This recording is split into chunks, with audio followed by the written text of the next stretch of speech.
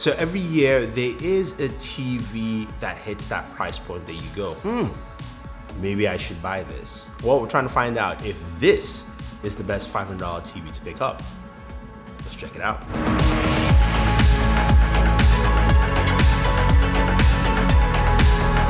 So Hisense has brought a brand new television that I think is going to be really interesting in the market. I'm talking about the Hisense H8F. The H8F is a brand new TV. I have the 55-inch here, which retails for $500. Now, we've seen cheaper TVs in the past, but what does it give us?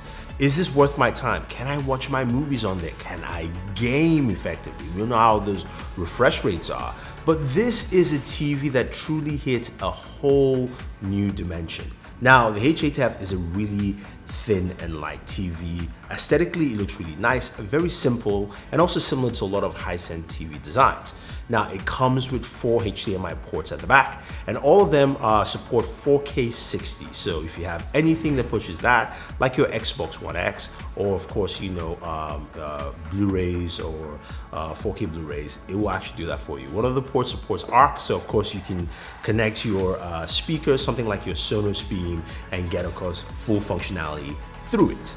Now, setting up the TV is really easy. It's got Android TV built in, and I've had my issues with Android TV, but I'll say though, I'm impressed with what they've done with the improvements and making it a very easy process to set up the TV and get yourself going. You can set it up through your smartphone, or you can go through the steps on the television itself. Now, what do we have here with this TV? First off, it's got full local array dimming, 700 nits max brightness, which is great for a TV at this price range. A lot of them are really, really low. So you can go through and change the different settings. And of course, if you're watching something that supports Dolby Vision or HDR10, it automatically changes to that format and gives you the best settings for it. So if you're watching Netflix, your Dolby Vision will actually pop up immediately and you're good to go. If you're watching HDR10 content, that will do that as well. Now, the menu system is much more streamlined, it's easy to access, and you've got a very nice, simple remote control. There are more buttons than I do like personally, but I do like the layout of the remote control. You've got, of course, quick access to Netflix, YouTube, Vudu, and a few other apps like that. And you can quickly go into your inputs and to the main menu settings. Now, of course, it's Android TV. There's a lot of apps you can go ahead and play with, so you can download as much as you want in terms of your viewing content apps. And now that Google and Amazon have made friends, that's going to be coming in an update. So that is actually pretty cool. So watching content on this thing is absolutely beautiful. You know, I went and I tuned onto the Our Planet video on Netflix. It looks absolutely amazing on this TV. Very vivid and very bright. I was quite impressed with its price point and what I'm seeing here. Yes, this is not $1,000 TV. You know, this is not your $2,000 or $3,000. This is $500. And look at the image quality you are getting from this TV. But you're going, okay, Thunder E, we want to see what games are like. How is gaming on this TV? Ooh, this is what really impressed me the most. Because as a gamer, refresh rates are very vital on this, and it makes a lot of sense that they actually did some focus on here.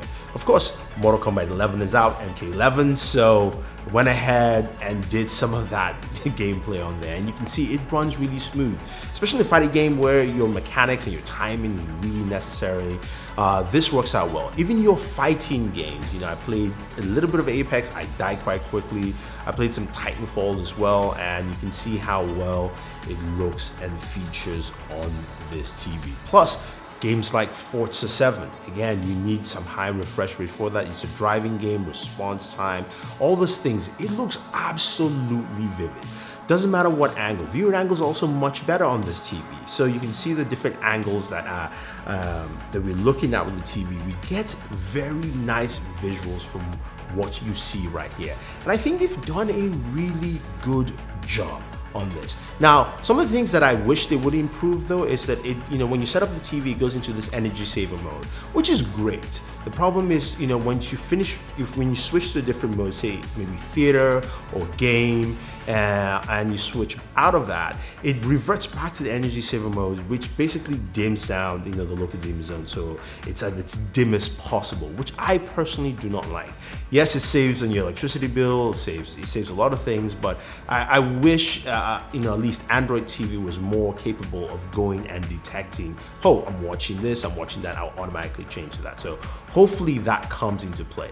Now, the other thing I mentioned is, yes, it does have Android TV, which means, as you see on the remote control, it's got Google Assistant built in. Not just Google Assistant to ask Google, hey, what's the time and things like that, but you can control everything. You can say, hey, tell Google to take you to Netflix. You can tell Google to open YouTube. You can watch Pocket Now on YouTube by telling it, and it will open that up for you. You've got all those kind of functionalities, but the cooler part of that is that if you have a Google Assistant hub, like Mini or Home, whatever, you can control your TV from those hubs as well, because it has a built-in Google Assistant. So you can actually tell it to play Netflix, open, pause TV from your bathroom using your Google hub in your bathroom or in your bedroom or wherever you are, doesn't matter. That's also really cool, and I like that's built in. Plus, it supports Alexa as well. So if you have Alexa, you can actually set that up on the TV and go through all those steps, which is pretty cool. I think a lot of people will like this TV and what it brings. I think visually for me, I was really surprised with how good this TV is at its price point. What's even better is that Hisense has three different sizes for this TV. There's a 50-inch, a 55, and a 65. Guess how much the 50-inch, with the same kind of quality settings here? It's $400. $399 for the 50-inch. The 55 is $499, and the 65 is $699. Sorry, $599. So you see how much here they have in this range that gives you a lot of great potential in terms of content watching, in terms of enjoying your games, in terms of enjoying a lot of things on this TV. Now, in terms of audio, the speakers, okay. Most TVs just don't have great speakers, and I didn't expect this to have, so something like a soundbar would work well for you. I've got a link for a couple. Definitely the Sonos Beam, I think, will work pretty well with this TV. And again, it's got that ARC support, so you can actually go ahead and control things directly with just one remote control, the TV remote control, or with Google Assistant. It really doesn't even matter at this point. And yeah, so that's pretty much it, guys. If you have any questions, any comments about the Hisense H8F and why I think this might be just the best $500 TV we see in 2019. I don't know if anyone else is putting up a TV. I would like to see, and I will compare it with that for you. But if you actually want to pick one up, use our links down below. Plus, if you want to win one, Hisense is giving one away, and you can enter into that content. We have a link for you down below in the description. Now, I'm going to leave you with some gameplay for Mortal Kombat 11. Enjoy, it's a story mode, a little bit of that, so you can enjoy and see how well this TV handles. If you have any questions, any comments, let us know. Subscribe to the channel, and always enjoy your entertainment.